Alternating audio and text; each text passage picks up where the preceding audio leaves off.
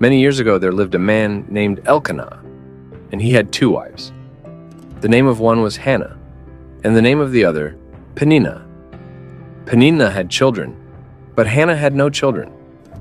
This man went up from his city yearly to worship and sacrifice to the Lord of hosts in Shiloh. Also, the two sons of Eli, Hophni and Phinehas, the priests of the Lord, were there. And whenever the time came for Elkanah to make an offering, he would give portions to Peninnah his wife and to all her sons and daughters. But to Hannah he would give a double portion, for he loved Hannah, although the Lord had closed her womb. And her rival also provoked her severely, to make her miserable, because the Lord had closed her womb.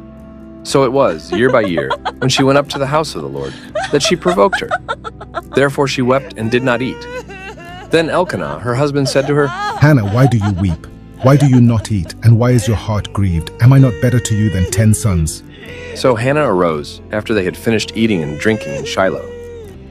Now Eli the priest was sitting on the seat by the doorpost of the tabernacle of the Lord. And she was in bitterness of soul, and prayed to the Lord, and wept in anguish. Then she made a vow and said, O Lord of hosts, if you will indeed look on the affliction of your maidservant, and remember me, and not forget your maidservant, but will give your maidservant a male child, then I will give him to the Lord all the days of his life, and no razor shall come upon his head.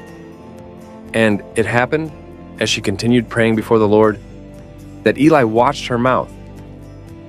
Now Hannah spoke in her heart. Only her lips moved, but her voice was not heard. Therefore Eli thought she was drunk. So Eli said to her, How long will you be drunk? Put your wine away from you. No, my lord, I am a woman of sorrowful spirit. I have drunk neither wine nor intoxicating drink, but have poured out my soul before the Lord. Do not consider your maidservant a wicked woman, for out of the abundance of my complaint and grief I have spoken until now. Go in peace, and the God of Israel grant your petition which you have asked of him. Let your maidservant find favor in your sight. So the woman went her way and ate, and her face was no longer sad. Then they rose early in the morning and worshipped before the Lord, and returned and came to their house at Ramah. And Elkanah knew Hannah his wife, and the Lord remembered her. So it came to pass in the process of time that Hannah conceived and bore a son, and called his name Samuel, saying, Because I have asked for him from the Lord.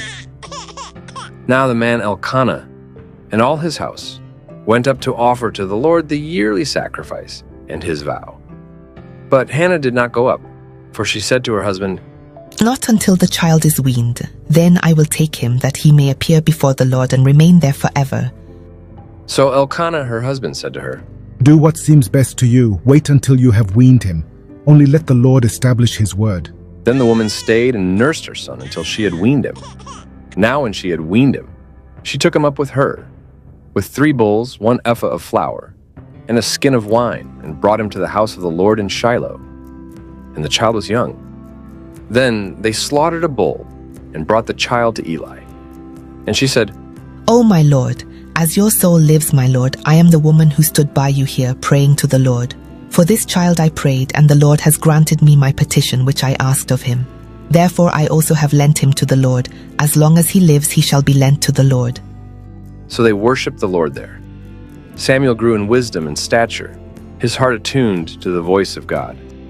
The Lord visited Hannah, so that she conceived and bore 3 sons and 2 daughters. Hannah's story is one of faith, perseverance, and the power of prayer. Through her unwavering trust in the Lord, she was blessed with a son who would become one of Israel's greatest prophets, guiding the nation and speaking God's words with clarity and authority.